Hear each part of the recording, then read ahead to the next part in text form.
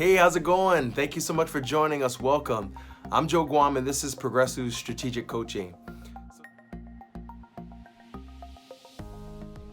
So today I wanted to take a little break from the normal episodes that we do and just answer some questions that I've been getting on social media. And thank you everybody for all of your questions. If you have any questions as a result from any of the episodes or this one as well, please either leave them in the comments below, or you can send me a direct message, or you can even email me through my website, progressive.com as well. So any way I can help you guys out, I'd be more than happy to. So I wanted to get right into it and just answer some of the questions that I've been getting and give you guys some insight to a little bit of these topics, not just coming from the normal episodes that we do. So just to let you know, I don't have any notes prepared. Literally, I have the questions listed and that's it. That's all I have the iPad for today. So I'm just gonna answer these with the best that I can, the best of my knowledge, and also gonna answer these as genuinely as I can to help you guys out. So again, if you have any questions that come out as a result of this, please either leave them in the comments or send me a message. Here we go. Question number 1.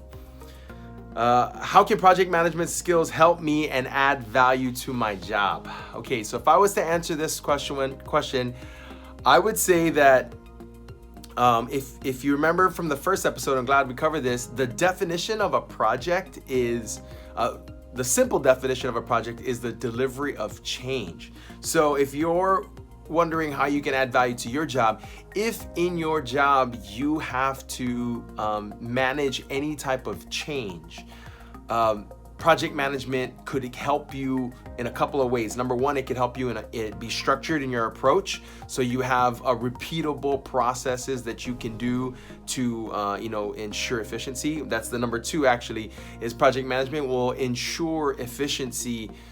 If you follow the right steps, it'll ensure efficiency in your delivery. And you can also think of efficiency by definition. You can define efficiency by things like user adoption, that kind of thing, satisfying business requirements, those kinds of things. So if you're in a job that has that continuously has to deliver change, then project management is something that could really help you in, number one, making sure that change is effective. It's the right change that you need to do.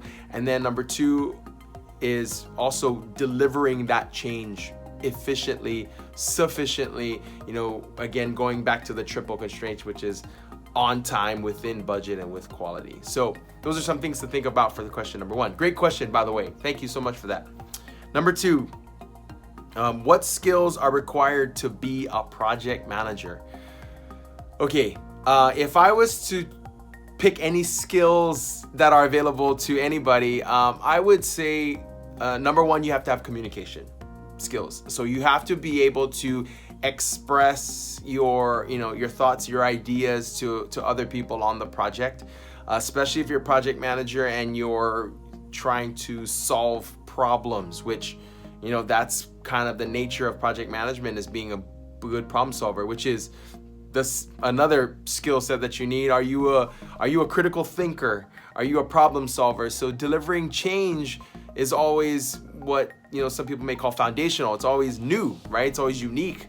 And so there isn't going to always be a readily available answer for any type of issue or challenges or bumps in the road that you come across. So are you a problem solver? Do you like solving problems? Are you a critical thinker? Do you like trying to find ways to meet requirements with little resources? And are you good at communicating those ideas, those possible solutions to the problems? Are you good at communicating that to people to help them understand kind of the vision and getting people on the right track?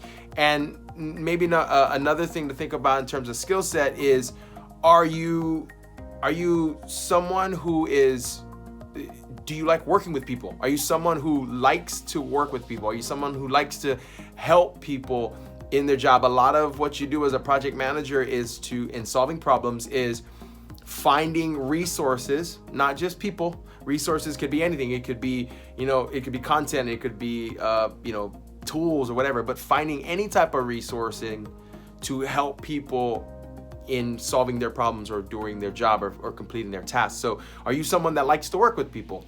So those are, I think, mainly before just, being a leader. A lot of people just say, be a leader. Well, what does that mean, being a leader? So I think those are some things that you can really focus on and ask yourself, if you wanted to be a project manager, do you enjoy, is that a passion for you to do those kinds of things? Problem solve, critical think, communicate, be a team player, work with people, that kind of thing, and help people. So there you go. Hopefully that helps you for question number 2.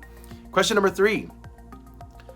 What signs can I look out for to prevent a failing project? Okay, so I'm going to assume that you're asking that you're already in a project, that you have some sort of structure in place. And by structure, I mean some sort of project management methodology on how you're going to manage the delivery of the project, right?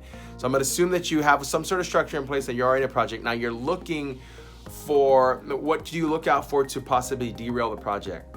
And I'm going to define derailing the project by going over budget, either delaying the time or not meeting the requirements of the project. So I use this example a lot. You can build a perfect house, but if the house is meant for someone in a wheelchair or disabled, it's not perfect for them, right? So in that case, if you built a perfect house, but it's meant for someone in a wheelchair, and to get in the front door, there's 5 stairs and no way for them to get up the stairs in the wheelchair, then you've essentially derailed your project. Your project has failed because it doesn't meet the needs of the person who needs the house. So if that's the question we're asking, how do I look out, how do I keep or look out for things that prevent or derail the project? What I would focus on, number 1, is communication. So that's the first thing.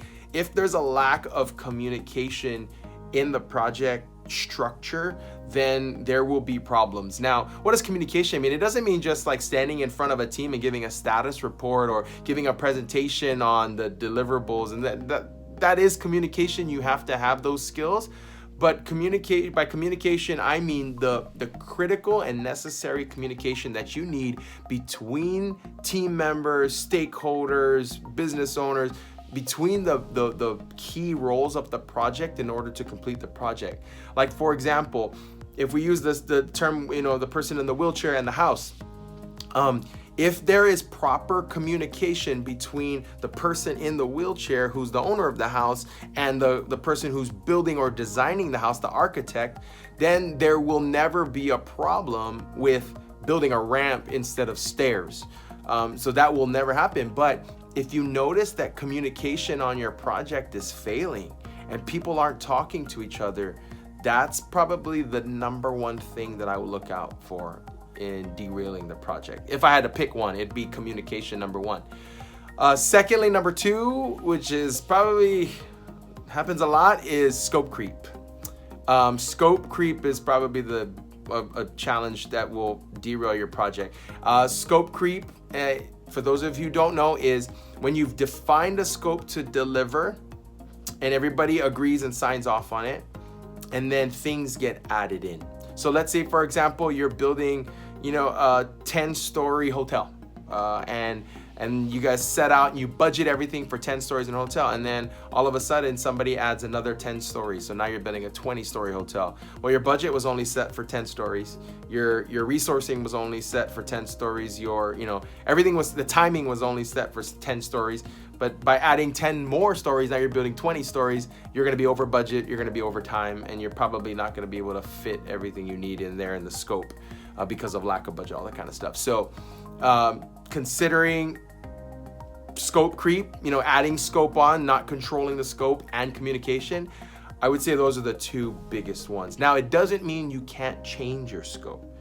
If your project needs to be changed, if your scope of your project needs to be changed, meaning, and for those of you who may not know what that means, if what you need to accomplish in the project changes through the project because of something, external factor, maybe an economic change or whatever, that's fine. You just need to manage that, communicate it, re-baseline, and do the necessary things to handle that kind of a change.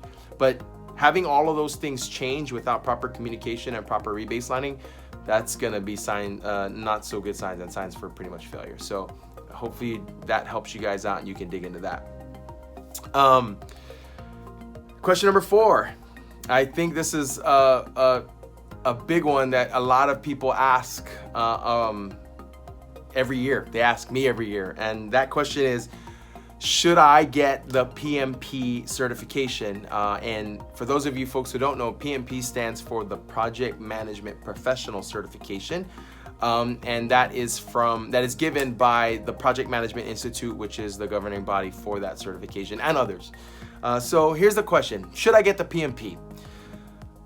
When someone asks me that here on Guam, which I get a lot, as a matter of fact, I just got that question a week and a half ago. So to tell you the truth, I get it a lot. But should I get the PMP? My immediate response back to the person who asks me that is, what is your purpose? What is your purpose? And a lot of the times, the people who ask me this question, this frequently asked question, and when I give them back that question, what is your purpose? A lot of the times they're confused. They don't even understand what I'm talking about. They don't even know how to answer it. So that's a sign right there that maybe you shouldn't get it, right? And just to put a disclaimer out there, I'm not bashing the PMP. I'm not bashing any certification in project management, whether it's Agile, whether it's PMP, whether it's Scrum, whatever. I'm not bashing any of these. That's not what this is about at all. So disclaimer. But the question comes back, what is your purpose for even thinking about or wanting the PMP? And let me give you some examples of what you can consider. I've had someone come back and say, well, I want this job, and this job requires me to have a PMP certification. Well, guess what? There you go. You've just answered yourself. That is your purpose.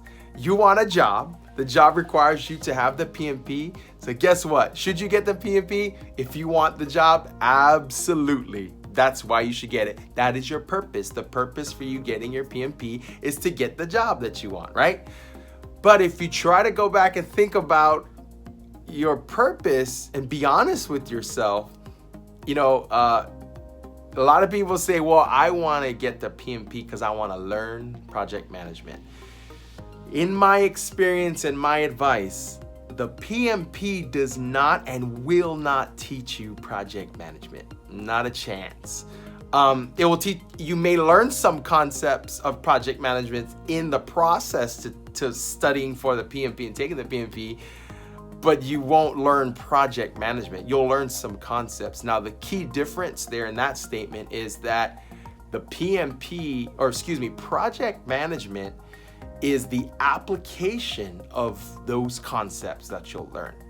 If you just know the concepts and can fill out a form, when you get put into the real life and managing a project, chances are you won't be ready. You probably might fail, and that might cost a lot of people a lot of money. So I feel like my recommendation to you guys is that if you're looking to the PMP to teach you project management, that is not gonna help you. If that's your purpose for going to the PMP to teach you project management, that's not gonna help you.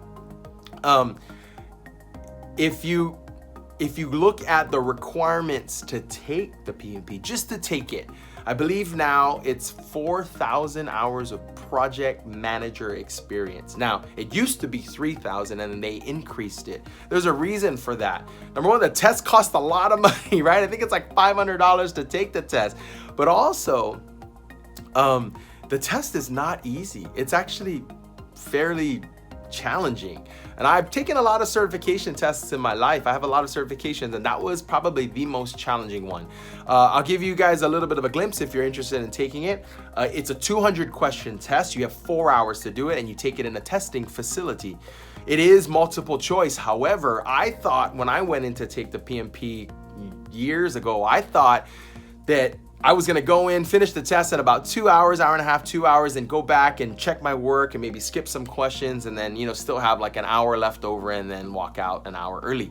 That's what I thought. Usually that's how all my certifications in the past went for my engineering and all that kind of stuff. But this test took, just to get through the 200 questions, took 3 hours and 47 minutes. Just one round. So I was really pressed against time to finish that exam. And the reason for that, it is multiple choice. However, a lot of the questions are scenario based. So you have to consume the question. You have to internalize it, situate yourself within that, that scenario, and then answer the question the best to your knowledge. A lot of them are going to be based on your experience. So, going back to this, will the PMP teach me project management? If that's your purpose of learning project management, and I don't think so. I don't think it'll be effective. I think there's way more effective ways for you to learn project management, and I will cover that later. How, what's the best way to learn project management? I'll cover that one a little bit later. But I think the PMP is very valuable to those folks who have it and use it and need it. I think it's very valuable, but I also will reiterate, reinforce, and confirm that the PMP is a certification. It certifies what you know about project management and doesn't teach you project management. And when it asks you for 4,000 hours of project manager experience, you should be honest with that to yourself. Honest first to yourself, not necessarily honest to the PMI, but you should be honest to yourself first before you go take that. Do I really have 4,000 hours as a project manager? Or, has my boss just given me a project and I kind of just did it on a whim, but I really didn't know what I was doing. I didn't really follow project management structure. I don't really know the concepts of applying project management. And if I don't know that, then I should go and get that 4,000 hours of experience before I take the PMP. And guess what? It's a lot cheaper to do that than it is to take the PMP and fail and have to go back and do it again. So anyways, hopefully that helps you. Now that ties into the next question that I get a lot is, do you have the PMP? So they're asking me, do I have the PMP? And I want to answer that question by saying, first of all, does it matter?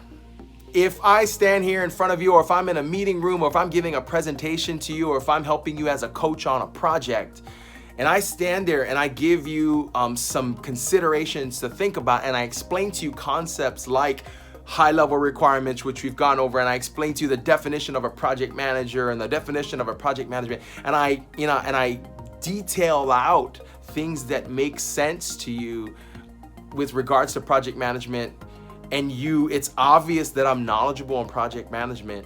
Does it matter whether I have a PMP behind me or not?